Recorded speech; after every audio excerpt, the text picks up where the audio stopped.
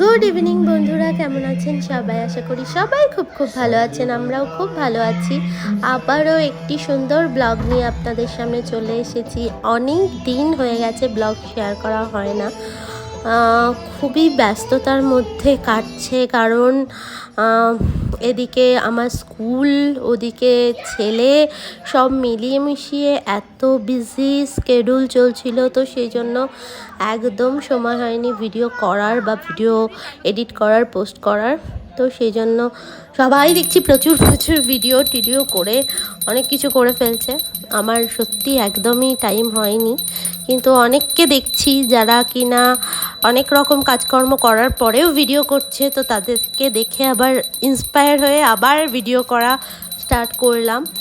তো কোথা থেকে স্টার্ট করব, তো সেটাই ভাবছিলাম, একটা ভালো দিন দেখে স্টার্ট করা উচিত। তো সেজন্যই আজকে, মানে এই দিনটা যেদিন আমি ভিডিওটা করছিলাম সেদিন হচ্ছে গণেশ চতুর্থী ছিল।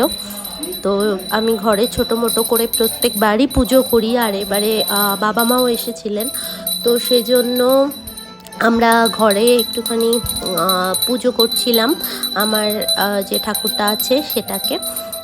আর তারপরে আমাদের অ্যাপার্টমেন্টে তো ভীষণ বড় করে পুজো হয়, তো সেখানেও পার্টিসিপেট করেছিলাম। সবটাই এই ভিডিওর মধ্যে আপনাদের সাথে শেয়ার করব।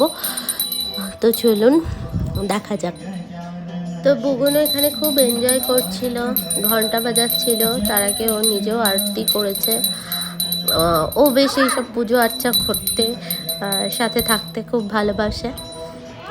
আর ঠাকুরের জন্য একটুখানি লাড্ডু ফাড্ডু এনে পুজো দিয়ে একটু সুন্দর করে সাজিয়ে টাজিয়ে আবার একটু ফটোশ্যুটও করেছিলাম আমি। এই যে ফটোগুলো আপনাদের সাথে শেয়ার করে দিলাম। আর তারপরে আমি চলে গেছিলাম নিচে, কারণ সকালে আরতি যেটা হয়েছিল নিচে অ্যাপার্টমেন্টে, সেটাতে আমার জয়েন করা হয়নি। তো তারপরে গিয়ে আমি ওখানে কিছু ফটো তুলে নিয়ে চলে এসেছিলাম। আর এখন হচ্ছে সন্ধ্যাবেলা, এখন নিচে প্রচুর ছোটদের, বাচ্চাদের সমস্ত অনেক রকম অনুষ্ঠান আছে। তো আমরা সবাই মিলে রেডি হয়ে গেছিলাম নিচে যাব বলে। কালচারাল প্রোগ্রাম যেগুলো হয় সেগুলো আছে, অনেক কিছু। বুগুন একটু ডান্স করবে, তো সেই জন্য আমরা সবাই মিলে রেডি হয়ে গেছি। আমি তো মোটামুটি রেডি সবার আগেই, তো আমি ভাবলাম চলো আমার কন্টেন্ট হয়ে গেল, সেই জন্য আমি বেশ রেডি হয়ে সবাই মিলে নামলাম।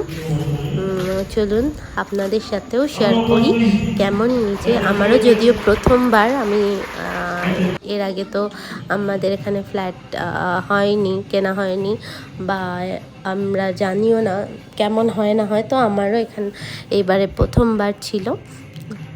গিয়ে দেখলাম বাচ্চাদের সমস্ত ডান্স শুরু হয়ে গেছে।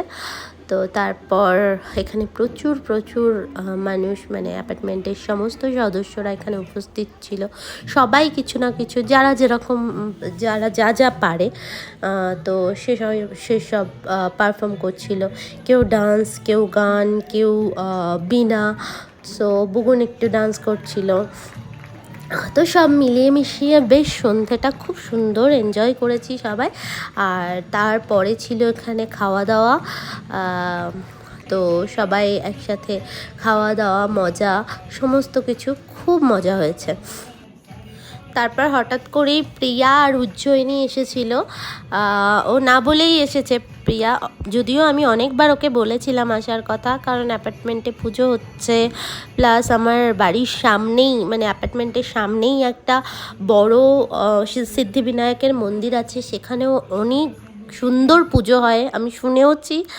আর মানে দেখছিলামও, প্রচুর লাইটিং ফাইটিং করছিল, পুরো দুর্গা পুজোর মতো। তো আমি যার জন্য ওকে বলেছিলাম অনেকবার আসতে, তো প্রথমে বলেছিল না আসবো না, তারপর হঠাৎ করে সারপ্রাইজ দিতে চলে এসেছে। তো যার জন্য আমরা নিচে কিছুক্ষণ বসে বুগুনের পারফরমেন্সের পর আমরা আবার চলে গেছিলাম মন্দিরে। তো মন্দিরের সামনে একটা ফার্স্ট পুজো হয় প্যান্ডেল হয়ে, তারপর মন্দিরের ভেতরে আসল পুজোটা, ওখানেও আমরা গেছিলাম। ওখানেও পুরো সুন্দর আরতি ফারতি দারুণ সুন্দর করে হয়।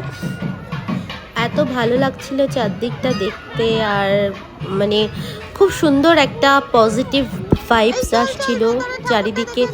মানে পুজো পুজো একটা গন্ধ, চারিদিকে সুন্দর ঠাকুরের আরতি হচ্ছে, ভীষণ ভালো লাগছিল। আর এখানে আমরা চলে এসেছি সেই অরিজিনাল মন্দিরটাতে, ভেতরে ওই যে ঠাকুরটা আছেন। তো এখানে সিদ্ধিবিনায়কটা ভীষণ জাগ্রত, আর একদম আমার বাড়ির সামনে আর কি, কাছে।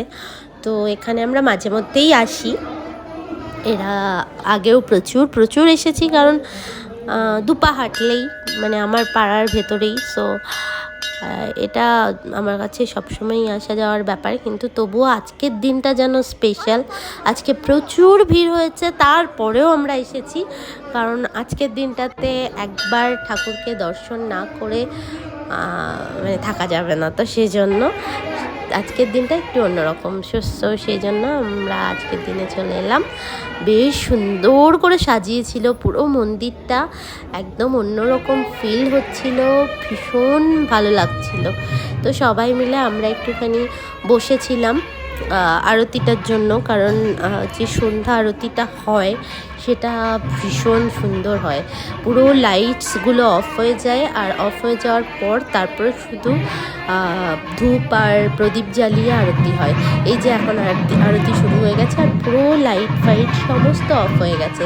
এই সময়টাতে মানে ঠাকুরের চোখ দুটো যেন মনে হয় সত্যি সত্যি তাকিয়ে আছে সবার দিকে, আর মনে হয় যেন ওটা সত্যিকারের চোখ, ওটা যে একটা পাথরের মূর্তি এটা একদম মনে হয় না এই সময়টাতে।